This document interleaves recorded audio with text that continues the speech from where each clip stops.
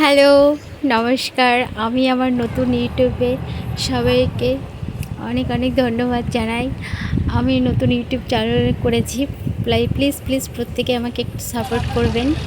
আর দেখুন কেমন লাগছে, ভালো লাগলে প্লিজ সবাই কমেন্ট করবেন। Good morning. তো সকাল সকাল আমি চলে এসেছি রান্না করতে। তো আজকে কি রান্না করব সেটাই আর সবার সঙ্গে আমি শেয়ার করছি। প্রথমেই কেটে নিয়েছিলাম বেগুন ভাজবো ভেবে, কিছু বেগুন কেটে নিয়েছিলাম। তারপরে বুঝতে পারছো আমের সময় গাছে প্রচুর আম হয়েছে, সব আম পাড়ছিল। তারপরে আমের টাইম আর কাঁঠালের টাইম বাড়িতে থাকলে যা হয়, যেখানে সেখানে আম আর কাঁঠাল। তো এদিকে আমি বেগুন ভাজছিলাম, বেগুনগুলো ভাজা হয়েছে, দেখো কত সুন্দর করে ভেজে ফেলেছি আমি খুব তাড়াতাড়ি। তারপরে এদিকে মাছ নিয়ে এসে মাছগুলো মা পরিষ্কার করে ধুয়ে দিল। তারপর মাছটা ভেজে নিলাম তেলে সুন্দর করে, একটু লাল লাল করে। আর লাল লাল করে ভাজলে না বেশি টেস্ট লাগে খেতে আমার খুব, সেই জন্য খুব সুন্দর করে লাল লাল করে ভেজে নিলাম। আর আজকে আমি কী রান্না করছি দেখো মাছগুলো দিয়ে।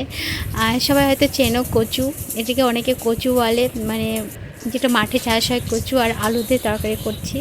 তো আমি এদিকে মশলা করে নিয়েছিলাম, জিরা, আদা, তো সব কিছু শিলনোড়াতেই বেটে নিয়েছিলাম। তারপরে আমি প্রথমে দিয়ে দিলাম একটু পাঁচফোড়ন, তেজপাতা, তারপরে শুকনো লঙ্কা, আর সঙ্গে দিয়েছিলাম কাঁচা লঙ্কা, কারণ শুকনো লঙ্কাটা আমরা একটু কম খাই এই জন্য। আর কাঁচা লঙ্কা একটা টেস্টি আছে অন্য রকমের তরকারিতে। তো এদিকে ফোড়ন দেওয়ার পর আমি কচু আর আলু দিয়ে দিলাম, হালকা হালকা ভেজে নিচ্ছিলাম। ভেজে নেওয়ার পর একটু ঢাকা চেপে দিলাম। তারপরে একটু হালকা আছে সেদ্ধ হয়ে আসার পর তারপর যখন হালকা হালকা ভাজা হয়ে এসছে, দেখো কত সুন্দর একটা কালার এসছে। তারপরে এরপরে আমি স্বাদ মতো একটু নুন দিয়ে দিলাম, সঙ্গে দিয়ে দিলাম একটু হলুদের গুঁড়ো। আর যেসব মশলাগুলো ভেজে রেখেছিলাম, বেটে রেখেছিলাম, আদা বেটেছিলাম, জিরে গুঁড়ো বেটেছিলাম, তো ওগুলো দিয়ে দিলাম। আর শুকনো লঙ্কাটা আমরা বাড়িতে বেটেই খাই, শিলনোড়াতে বেটে, সেগুলো আমি সব মিক্স করলাম। আর টমেটো একটু দিয়ে দিলাম, টমেটো কুচি দেওয়ার পরে সব কিছু মিক্স করে একটু নাড়ছিলাম। নাড়ার পর কিছুক্ষণ নাড়ার পর হালকা হালকা যখন একটু ভেজে আসার পর আমি সামান্য পরিমাণে একটু জল ইউজ করলাম, মানে মশলার সঙ্গেই যে শুকনো লঙ্কা বেটেছিলাম। তারপর একটু নেড়ে চেড়ে নিয়ে আবার কিছুক্ষণের জন্য এটাকে আমি ঢাকা দিয়ে দিই। তারপরে একটু হালকা আছে ফুটে আসার পর এটাকে আবার কিছুক্ষণ ধরে আমি নাড়তে থাকি। নাড়ার পর একটু জল দিয়ে দিয়ে হালকা জল দেওয়ার পর দেখো কত সুন্দর একটা মানে গ্রেভি হয়ে আসার পর এদিকে দেখি খুব মেঘ করেছে, এত গরম পড়েছিল। তারপরে মানে একটু হালকা হাওয়াতে স্বস্তি পাওয়া গেল মনে হচ্ছে। তারপরে দেখো এদিকে আমার তরকারিটাও ফুটে ফুটে এসে কষা কষা হয়ে এসে, তো আমি আরেকটু কষিয়ে নিচ্ছিলাম। কষানোর পর আমি আরেকটু কষিয়ে নেওয়ার পর একটু হালকা ভালো করে খুব সুন্দর করে কষিয়ে নিলাম। কিন্তু কালারটাও খুব সুন্দর এসে আছে, মনে হবে না তুমি কচু রান্না করছো, কিন্তু খেতে খুব টেস্টি। তারপর আমি জল দিয়ে দিলাম, একটু টক করে ফুটিয়ে নিলাম। ফুটিয়ে নেওয়ার পর মাছ ছেড়ে দিয়েছিলাম। তারপরে আমি তাদেরকে দেখি দাদা পনিরও নিয়ে এসেছিলো, অনেকটা পনির নিয়ে এসে, তো ভাবলাম কিছুটা পিস পিস করে কেটে নিলাম আর কিছুটা রেখে দিলাম, কাল তো শনিবার নিরামিষ খেতে হবে এই জন্য। তো আবার এই পনিরগুলোকে পিস পিস করে বাড়িতেই কেটে নিলাম। কী বলতো, এই গোটা পনিরটা নিয়ে আসলে না এটা একটা টেস্টি অন্যরকম খেতে, এইভাবে নিয়ে এসে খেয়ে দেখবে। আর এদিকে আমার তরকারিটাও ফুটে এসেছিলো, মাছের যেটা ঝোল করছিলাম। তারপরে এদিকে হালকা করে পনিরটাকে আমি ভেজে নিলাম, একটু হালকা আছে, খুব কড়া করে না, কারণ হালকা করে ভেজে নিলে ভালো লাগে, বেশি কড়া করে ভেজে ভালো লাগে না।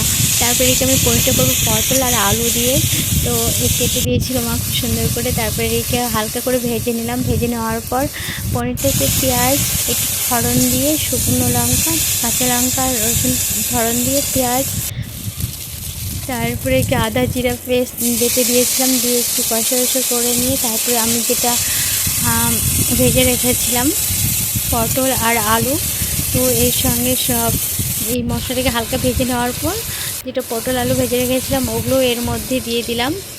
আর তারপরে একটু দেওয়ার পরে একটু কষা কষা একটু মানে নেড়ে চেড়ে ভাজছিলাম।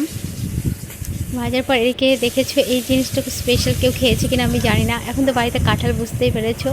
তো কাঁঠালের বীজটাকে একটু সেদ্ধ করে নিয়েছিলাম, সেদ্ধ করে পর শিলনোড়াতে বেটে নিলাম। বেটে নেওয়ার পর খুব সুন্দর একটা নরম হয়ে এসে তার সঙ্গে আমি পেঁয়াজ, শুকনো লঙ্কা, একটু টমেটো কুচি, তারপরে একটু তেল দিয়ে সব মেখে নিলাম। মেখে নেওয়ার পর তারপর একটু কাঁচা তেল দিয়ে দিলাম। আর তোমরা এটা অবশ্যই একবার খেয়ে দেখবে, খুব টেস্টি হয়। তো এটা দিয়ে তোমাদের ভাত খাওয়া হয়ে যাবে।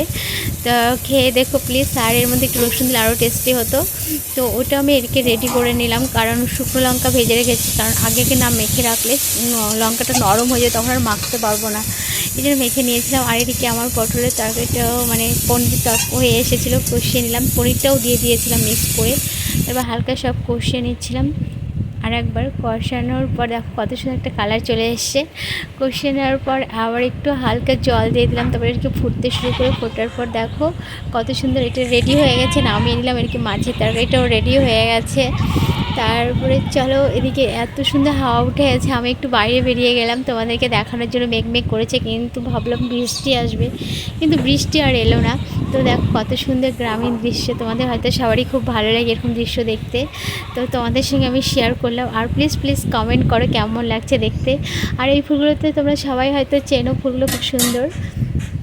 এগুলো আমি বাড়িতে লাগিয়েছি। তারপরে চলে এবার রেডি, এবার খেতে বসে গেলাম। দুপুর হয়ে গেছে। তবে আজকে কী রান্না করলাম, স্পেশাল মেনু ছিল, তোমাদের জন্য দেখালাম। আমিও খেতে বসে গেছি। আর এই যে দেখো, আমি ফার্স্ট টাইম কী করবো নিজেও বুঝতে পারছিলাম না। তো আমি ফার্স্ট টাইম এটা ব্লগ করছি। প্লিজ সবার ভালো লাগলে প্লিজ কমেন্ট করো। আর কেমন হয়েছে রান্নাগুলো সবই আমি করলাম। তো এরকম ভালো খাবার লাইক দেখতে সবাই একটু লাইক কমেন্ট করো। আর কে কীভাবে রান্না করো প্লিজ কমেন্ট করো। আর এই যে আমি খেতে বসে গেছি, যেটা আমি কাঁঠালের বীজ বাটা করেছিলাম। তো খেতে খুবই টেস্টি হয়েছিল, তোমরা একবার খেয়ে দেখবে। সত্যিই খুব ভালো লাগবে। আর সবাই খুব ভালো থেকো, খুশি থেকো। Thank you. সবাই খুব ভালো থাকবে। আর প্লিজ আমার চ্যানেলটাকে সাবস্ক্রাইব করবে। আর প্লিজ সাবস্ক্রাইব করো। আর থ্যাংক ইউ প্রত্যেককে। সবাই খুব ভালো থেকো। টাটা।